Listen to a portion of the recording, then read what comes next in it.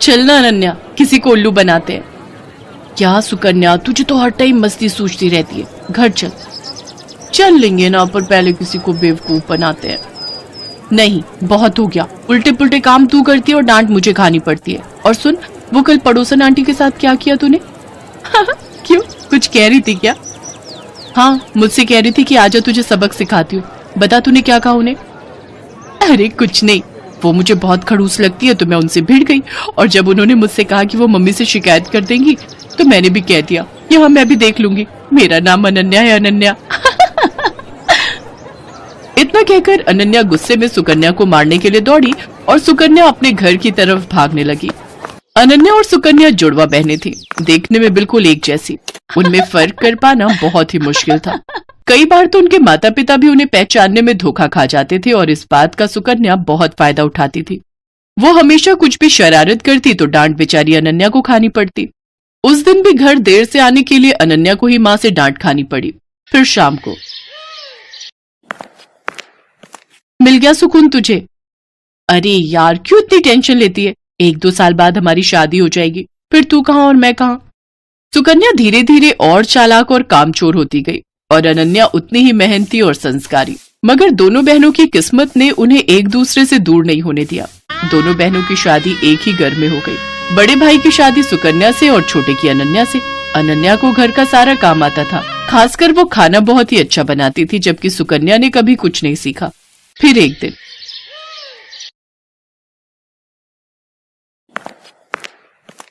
अरे बैठकर टीवी देख रही हो, पहले जाकर कपड़े तो धो लो।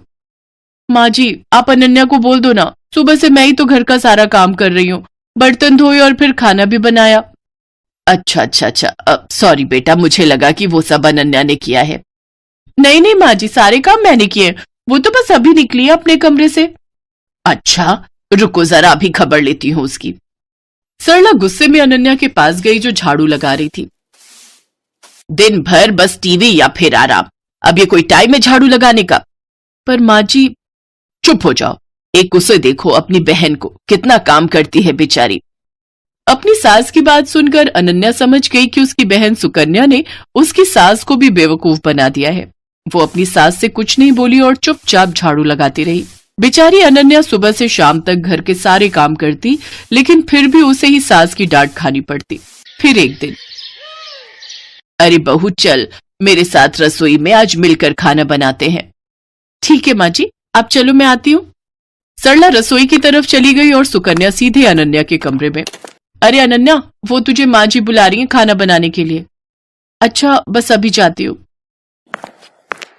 सुकन्या ने एक बार फिर अनन्या को बुद्धू बना दिया था और बेचारी अनन्या को पता ही नहीं था कि उसकी सास ने उसे नहीं बल्कि सुकन्या को बुलाए है। उधर रसोई में, आ गई, कहाँ रह गई थी? चलो एक काम करो, तुम आटा गूंथ दो, मैं सब्जी काट देती हूँ। ठीक है माँ जी। अनन्या ने बहुत जल्दी और बहुत अच्छा आटा गूंथा था, जिसे देखकर सरला बहुत खुश हुई। और फिर, क्या बात है, इतनी जल्दी और इतना अच्छा आटा गूंथ दिया। अरे तुम अनन्या को कुछ सिखाती क्यों नहीं हो? उसे तो कुछ भी नहीं आता। अनन्या समझ गई थी कि उसकी सास सरला उसे सुकन्या समझ रही थी और वो ये भी समझ गई थी कि रसोई के काम से बचने के लिए कामचोर सुकन्या ने उसे सरला के साथ भेज दिया। उसे सुकन्या पर बहुत गुस्सा आया, लेकिन वो कुछ बोली नहीं।